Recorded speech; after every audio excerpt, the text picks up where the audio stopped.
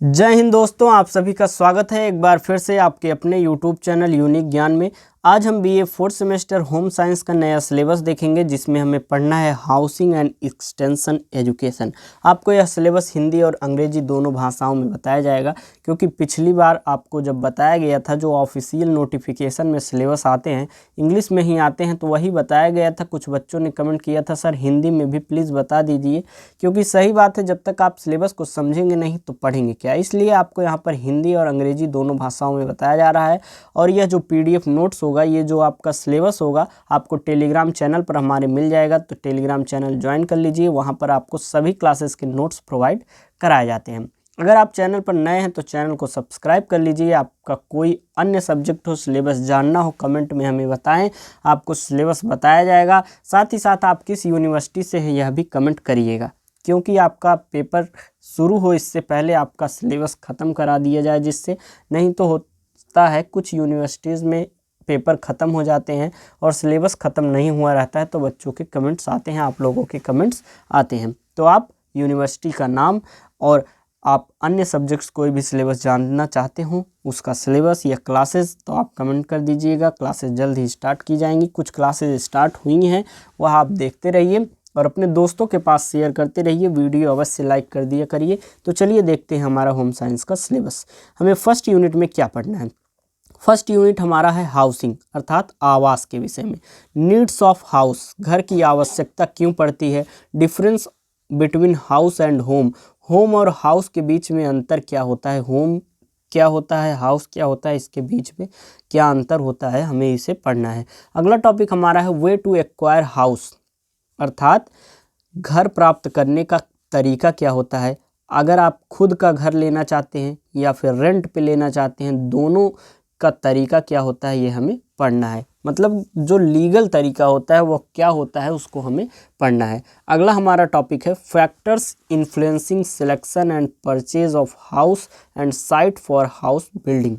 गृह निर्माण के लिए घर स्थल के चयन और खरीद को प्रभावित करने वाले कारक कौन कौन से होते हैं। जैसे कि अगर हम घर कहीं लेना चाहें तो वहाँ का स्थल कैसा होना चाहिए, कैसे हमें चयन करना चाहिए, घर का चयन कैसे करना चाहिए, और ख़रीद को क्या प्रभावित करता है, कौन सी लोकेलिटी में है, उसका दाम उसी हिसाब से होना चाहिए। ये सभी चीज़ें हमें पढ़नी है, अच्छे से हम पढ़ेंगे। यह आपके दैनिक जीवन में भी कार्य करेगा। आगे चलकर आप घर कहीं लेना चाहेंगे तो आपके सिलेबस तो आपके एग्ज़ाम में काम आएगा ही, आपके जीवन में भी काम आएगा। तो चलिए देखते हैं हमारा अगला यूनिट क्या है। सेकंड यूनिट हमें पढ़ना है हाउस प्लानिंग, घर की योजना, मतलब कैसे बनाया जाए। प्रिंसिपल्स ऑफ हाउस प्लानिंग, गृह नियोजन के सिद्धांत क्या क्या हैं, हमें पढ़ने हैं।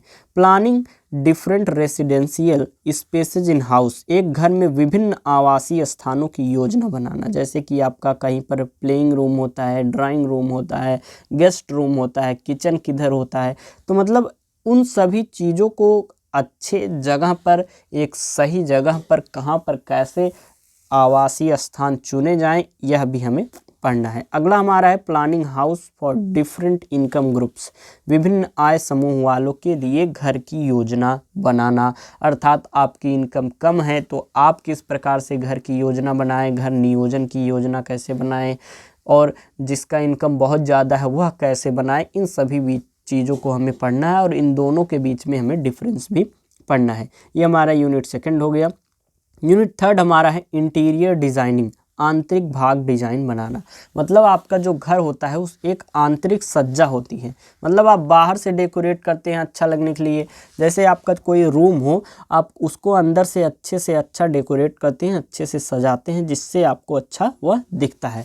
तो इंट्रोडक्शन टू इंटीरियर डिज़ाइनिंग, मतलब आंतरिक सज्जा का एक प्रकार से परिचय किस प्रकार से होना चाहिए, यह हम पढ़ेंगे।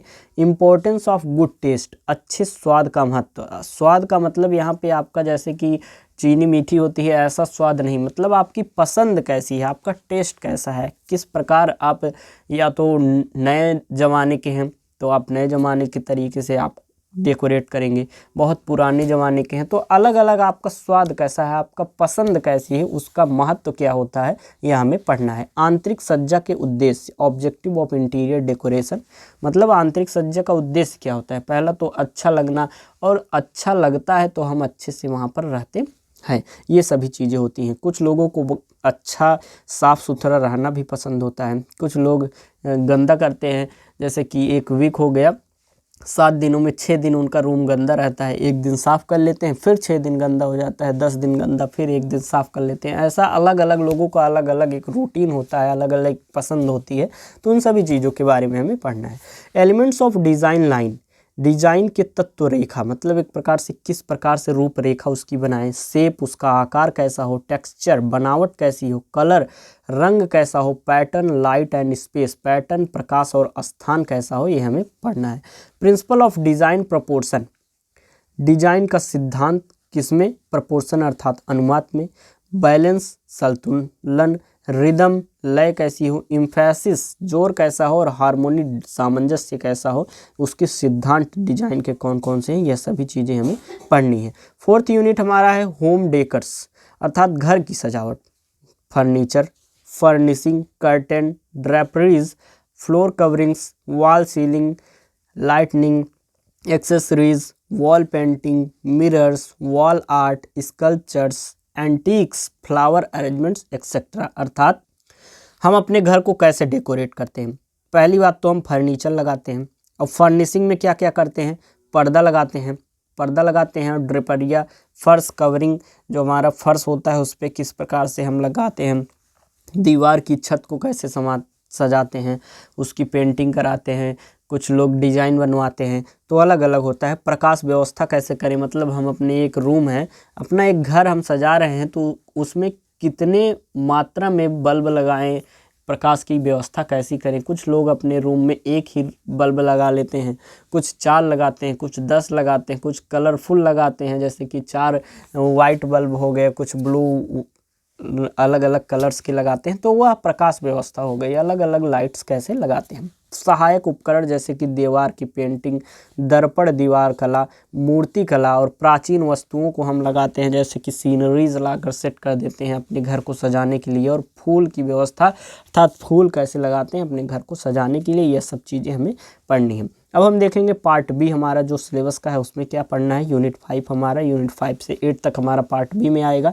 इसमें हमें पढ़ना है एक्सटेंशन एजुकेशन, विस्तार शिक्षा के विषय में। फिर हम देखेंगे इसके meaning, concept, objectives, scopes, principle, philosophy of extension education, early extension efforts in India, formal and non formal education. अर्थात विस्तार शिक्षा का अर्थ क्या है, उसकी अवधारणा क्या है, उद्देश्य क्या है, दायरा क्या है, सिद्धांत क्या है और उसके दर्शन किस प्रकार का है। Extension, early extension efforts in India, Bharat में प्रारंभिक विस्तार प्रयास को हम अच्छे से पढ़ेंगे। Formal and non formal education, औपचारिक शिक्षा और अनौपचारिक शिक्षा, दोनों के विषय में हम अच्छे से पढ़ेंगे। अगला हमारा यूनिट हो गया एक्सटेंशन टीचिंग लर्निंग, विस्तार शिक्षण और सीखना, ये हमारा टॉपिक है यूनिट 6। इसमें क्या क्या पढ़ना है, role and qualities of an extension worker, एक विस्तार कार्यकर्ता की भूमिका और गुण पढ़ने हैं। Steps in extension teaching process, अर्थात विस्तार शिक्षण प्रक्रिया के चरण कौन कौन से हैं। Criteria for effective teaching and learning, प्रभावी शिक्षण और सीखने के लिए मानदंड कौन कौन से हैं, यह हमें पढ़ना है। 7वां हमारा यूनिट हो गया communication and extension teaching methods, संचार और विस्तार शिक्षण विधियां कौन कौन सी हैं, जैसे कि उसका हम पढ़ेंगे। जैसे communication and extension teaching methods की डिफिनीशन पढ़ेंगे, संचार में परिभाषा, characteristics, elements, models and challenges in communication, संचार की परिभाषा, महत्व, विशेषता, तत्व, मॉडल और चुनौतियों के विषय में हम पढ़ेंगे।